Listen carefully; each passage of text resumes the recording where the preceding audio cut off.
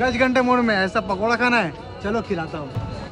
तो जी हाँ guys, it's me Hasnain.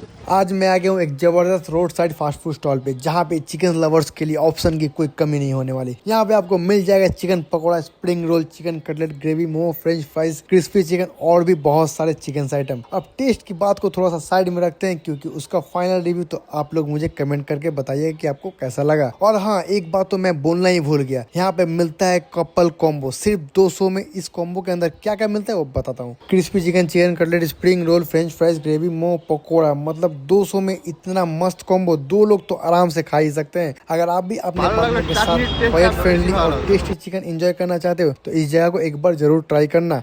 और वीडियो पसंद है तो वीडियो को लाइक करो, शेयर करो और दबा के রিপোস্ট করো।